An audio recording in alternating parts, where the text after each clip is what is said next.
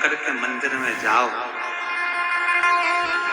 तो भस्म, अगर शिव के मंदिर में भस्म मिल जाए, शंकर पर चढ़ी हुई भस्म अगर मिल जाए तो, और अगर भस्म ना मिले ना तो शंकर के जो शंकर भगवान का जो शिवलिंग है, शिवलिंग के आसपास में जो जलाधारी है, यहाँ अगर भस्म ना मिले तो इस जलाधारी पर अपना हाथ स्पर्श कर कर अपने तन पर उसको लगाकर जरूर। भस्म एक शंकर पर चढ़ा हुआ जल, दूसरे नंबर पर है शंकर पर चढ़ी हुई भस्म। ये दो स्पर्श जरूर, स्पर्श। एक भस्म का एक बड़ा सुंदर चरित्र आता है। एक दुर्जन नाम का असुर था, राक्षस, बहुत सुंदर चरित्र है।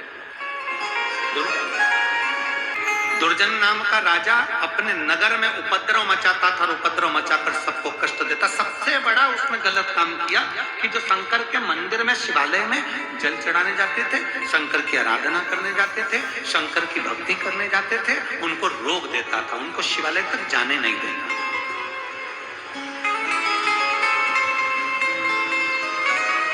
वहां तक पहुंच ही नहीं पाता। धीरे धीरे दुर्जन नाम के राजा के प्राण छूट गए। प्राण छूटने के बाद फिर वो एक नगर का राजा बन गया। हमारा कोई पुण्य फल पूर्वजों का रहा होता है तो हमको अच्छी कुर्सी मिलती है, अच्छी सत्ता मिलती है, अच्छा वैभव मिलता है। भगवान बार बार मौका देता, भगवान बार बार मौका देता है, अच्छा वैभव देता है। दुर्जन नाम का राजा फिर राजा बन गया। उसने फिर गलत कृत्य किया, भजन कीर्तन बंद करवा दिए। फिर धीरे धीरे धीरे धीरे धीरे फिर वह असुर प्रवृत्ति में और होता गया। राक्षस की योनि मिल गई, असुर की। 25 जन्म उस राजा के हुए और 25 बार असुर बनकर पैदा हुआ। और फिर एक बार जब 25वां जन्म हुआ तो वो ब्रह्म राक्षस बन गया। अब वो ऐसा राक्षस बन गया कि कोई अगर भजन कीर्तन करता दिखता था तो उसको उठाता और निचोड़कर उसका रक्त पी जाता और उसको खा जाता, उसके मांस को खींच खींच कर खाता और हड्डियों को पटकता। ब्रह्म राक्षस। देखा, अब ये ब्रह्म राक्षस बनकर भटक रहा था। भटकते भटकते वन में पहुंचा। वन में पहुंचा तो वहां वामदेव ऋषि, एक ऋषि हुए हैं जिनका नाम है वामदेव। वामदेव ऋषि बैठकर भगवान की भक्ति कर रहे थे, शंकर की आराधना में डूबे हुए थे। वामदेव ऋषि का एक नियम था, शंकर के मंदिर की भस्म को अपने तन पर धारण करते थे और सत्संग में बैठ जाते। हमने पहले भी कथा में कहा, जो स्त्री, पुरुष, बच्चा, बूढ़ा, युवान शंकर जी के मंदिर में जाकर लोटा भर के जल चढ़ाकर उस जल में से थोड़ा सा जल लेकर आचमन कर ले और अपने ऊपर, अपने शरीर पर अगर लगा ले तो हम पहले भी कथा में कहे हैं कि दुख उसके करीब में नहीं आ सकता, दुख उससे दूर भाग जाता, कष्ट उससे दूर रहेगा, ये निश्चित है।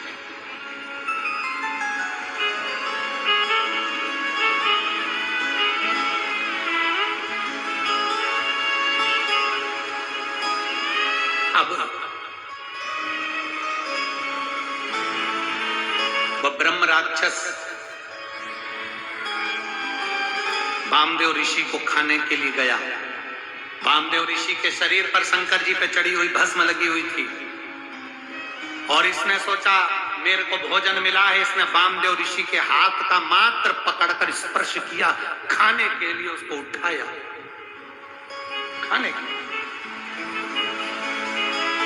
और जैसे ही उठाया उतनी देर में हाथ की भस्म उस ब्रह्म राक्षस के शरीर पर थोड़ा सा स्पर्श कर गई। स्पर्श करते से वो ब्रह्म राक्षस राक्षस की योनि से छूट गया, असुर योनि।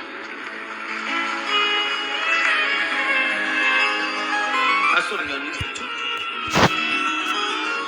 भगवान वामदेव ऋषि के चरणों में पड़ गया और वामदेव ऋषि से कहते हैं, महाराज आज मेरी असुर की योनि छूट गई। वामदेव जी ने पूछा ये कैसे हो सकता है? उसने कहा कौन थे तुम? तो कहा मैं दुर्जन नाम का राजा था, असुर प्रवृत्ति का था, मेरी प्रवृत्ति अच्छी नहीं थी, मैं लोगों को कष्ट दिया करता था, इसलिए मैं असुर बन गया था, राक्षस बन गया था।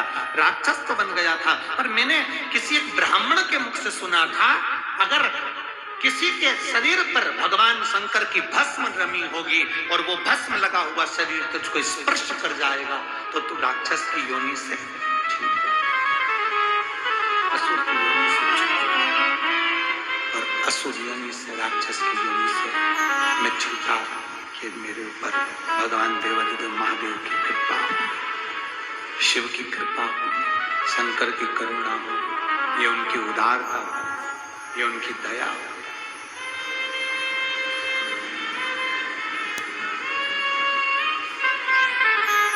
और मेरे बाबा दया करना, मैं तेरे भरोसे हूँ, भोले बाबा दया करना, मैं तेरे भरोसे हूँ, ना घर के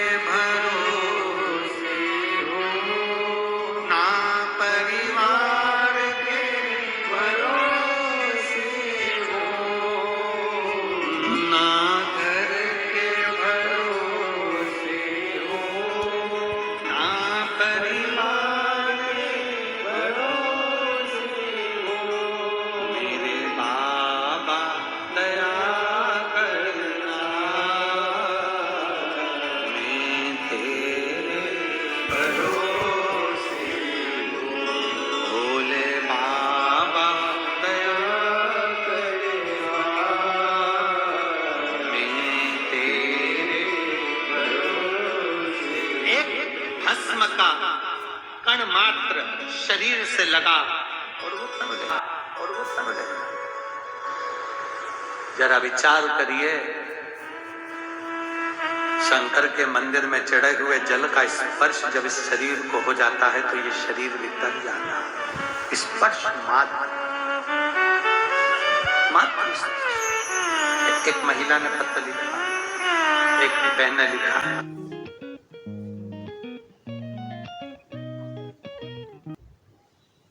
बार बार वो नीट का एग्जाम दे रही थी और उसका क्लियर नहीं हो रहा था, दोबारा फिर एग्जाम दिया, क्लियर नहीं हुआ। मेरी बेटी ने अब कह दिया, माँ अब मैं एग्जाम नहीं दूंगी, मेरे से नीट क्लियर नहीं हो रहा, अब मैं एग्जाम नहीं दूंगी।